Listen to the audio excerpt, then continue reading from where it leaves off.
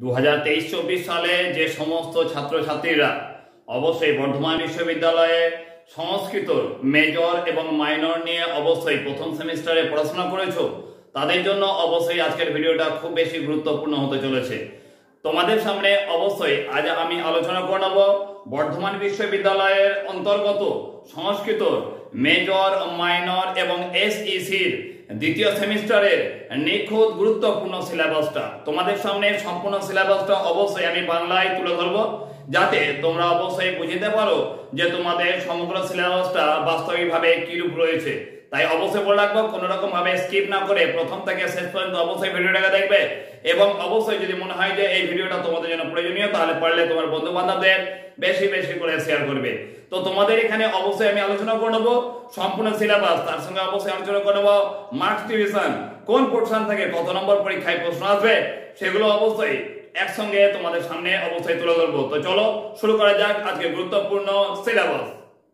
তো দেখো, সবার আগে তোমাদের সামনে আমি তুলে ধরবো অবশ্যই বর্ধমান বিশ্ববিদ্যালয়ের সেকেন্ড সেমিস্টারের সংস্কৃত মেজরের গুরুত্বপূর্ণ সিলেবাসটাকে তোমাদের সামনে অবশ্যই স্ক্রিনের মধ্যে তুলে ধরছি আমি গুরুত্বপূর্ণ সিলেবাসটা। তোমরা দেখতে পাচ্ছ এখানে সংস্কৃত মেজর বা ডিএস কোর্সের জন্য কোর্স কোড তোমাদের অবশ্যই রয়েছে SANS2011। তোমার এখানে বলে রাখি, তোমাদের রিটেন এক্সাম হবে অবশ্যই 60 নম্বর এবং ইন্টারনাল হবে 15 নম্বরের, মোট 75 নম্বর। তোমরা দেখতে পাচ্ছ তোমাদের ইউনিট 1 যেটা আমি দিয়েছি সংস্কৃত সাহিত্য ইতিহাস অবশ্যই তোমাদের পড়তে হবে। এখান থেকে অবশ্যই প্রথমে পড়তে হবে নাটক। নাটক থেকে তোমরা কি কি পড়বে? নাটক থেকে তোমাদের পড়তে হবে ভাস, অশ্বঘোষ, কালিদাস, শূদ্রক, বিশাখ দত্ত, হর্ষদেব, ভবভূতি, ভট্টনারায়ণ, রাজশেখর, মুরারি, জয়দেব এবং শ্রীকৃষ্ণ মিশ্র। এটা তোমাদের অবশ্যই নাটক থেকে পড়তে হবে। আর এখান থেকে তোমাদের অবশ্যই আরেকটা পার্ট রয়েছে, যেটা রয়েছে অবশ্যই অভিজ্ঞান শকুন্তলম। তোমাদের খ নম্বর পার্টটা দেখতে পাচ্ছ, এখানে রয়েছে অভিজ্ঞান শকুন্তলম। তো তোমাদের এখানে ক এবং খ উভয় যে দেখিয়ে দিলাম, এই দুটো পার্টের মধ্যে কত নম্বর থাকবে এখানে তোমাদের অবশ্যই বলে রাখি। তোমাদের ইউনিট 1 অর্থাৎ নাটকের জন্য অবশ্যই অ্যালট থাকবে 20 মার্কস, 20 নম্বর এখানে থাকবে। আর তোমাদের যে রয়েছে অভিজ্ঞান শকুন্তলম, অভিজ্ঞান শকুন্তলম থেকে সবচেয়ে বেশি নম্বর থাকবে, এখান থেকে অবশ্যই থাকবে 40 নম্বর পরীক্ষার প্রশ্ন। বুঝতে পেরেছো কথাটা? ভালোভাবে আশা করি তোমাদের বোঝাতে পেরেছি। এখানে প্রথম থেকে থাকলো 20 নম্বর এবং দ্বিতীয় থেকে থাকলো 40 নম্বর, মোট 60 নম্বর তোমাদের রিটেন এক্সাম হচ্ছে। এরপর দেখো, তোমাদের সামনে কথাটা বলি অবশ্যই মাইনরের কথাটা। মাইনরের কথা বলতে গেলে অবশ্যই বলতে হয়, তোমাদের যে মেজরের সিলেবাসটা দিয়েছি সেই সিলেবাসের মতনই তোমরা তাকিয়ে দেখবে, স্ক্রিনের মধ্যে দেখাচ্ছি মাইনর সিলেবাসটা। মাইনরেও তোমরা দেখতে পাচ্ছ ইউনিট 1 এ তোমাদের পড়তে হচ্ছে অর্থাৎ ক যেটা দিয়েছি সংস্কৃত সাহিত্য ইতিহাস। এখানে তোমরা অবশ্যই প্রথমে নাটক হিসেবে পড়বে ভাস, অশ্বঘোষ, কালিদাস, শূদ্রক, বিশাখ দত্ত, হর্ষদেব, ভবভূতি, ভট্টনারায়ণ, রাজশেখর, মুরারি পড়বে জয়দেব এবং শ্রীকৃষ্ণ মিশ্র। এটা তোমাদের ইউনিট 1টা রয়ে গেল, যেটা আমি ক দিয়েছি। এবং ইউনিট বি যেটা রয়েছে খ যেটা দিয়েছি সেটা অবশ্যই অভিজ্ঞান শকুন্তলম।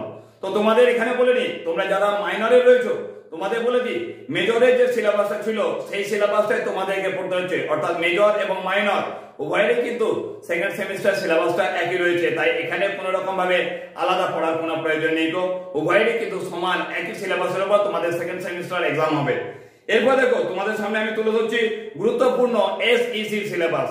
মেজরের অন্তর্গত এসইসি সিলেবাস, অবশ্যই মাইনরকে বলবো, এখন চলে যাবো না, গুরুত্বপূর্ণ কথা তোমাদের জন্য অবশ্যই আছে। তো দেখো, তোমাদের মেজরের যে এসইসি রয়েছে সেই এসইসির কোর্স কোড দেওয়া আছে SANS2051। এই কোর্স কোডটা অনেক জায়গায় দরকার লাগবে, তাই অবশ্যই কোর্স কোডটাকে খাতায় লিখে রাখবে। এখানে তোমাদের মার্কস রয়েছে কত? 40 নম্বর হবে লেখা পরীক্ষা এবং 10 নম্বর হবে ইন্টারনাল এক্সাম। তো তোমরা দেখতে পাচ্ছ ক নম্বরে দিয়েছি তোমাদের বৈদিক সাহিত্য। তোমাদের বৈদিক সাহিত্য পড়তে হবে। বৈদিক সাহিত্যে এখানে কাঠামো পড়তে হবে বৈদিক সাহিত্যের বিভাগ পড়তে হবে অবশ্যই ব্রাহ্মণ সাহিত্য, পড়তে হবে আরণ্যক সাহিত্য, এখানে পড়তে হবে উপনিষদের মৌলিক মতবাদ এবং পড়তে হবে 6টি বেদাঙ্গ সম্পর্কে। বোঝা গেল কথাটা? আর এখানে দেখো খ যেটা দিয়েছি, যেটা ইউনিট বি রয়েছে সেটা তোমাদের পুরাণ রয়েছে। এখানে পুরাণের সংজ্ঞা পড়তে হবে, পুরাণের বিষয়বস্তু, মহাপুরাণ পড়তে হবে উপপুরাণ পড়তে হবে। এরপর দেখো তোমাদের গ যেটা রয়েছে সংস্কৃত ব্যাকরণের ইতিহাস, এটা তোমাদের পড়তে হবে ইউনিট সি হিসেবে আমি এখানে গ দিয়েছি।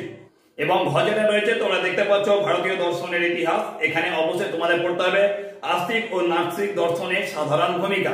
এটা তোমাদের ছিল সম্পূর্ণ এসএসসি এর নিখুঁত সিলেবাসটা। তোমাদের সামনে গুরুত্বপূর্ণ মেজর মাইনর এসএসসি এর অবশ্যই সম্পূর্ণ সিলেবাসটাকে তুলে ধরলাম এবং এইখান থেকে অবশ্যই তোমরা গুরুত্বপূর্ণ সাজেশন তো অবশ্যই পাবে, মেজর মাইনর এসএসসি এর গুরুত্বপূর্ণ সাজেশন অবশ্যই পাবে, তার সঙ্গে গুরুত্বপূর্ণ বিভিন্ন নোটস নিয়ে অবশ্যই তোমাদের সামনে এক এক করে অবশ্যই আলোচনার মধ্যে আসবো।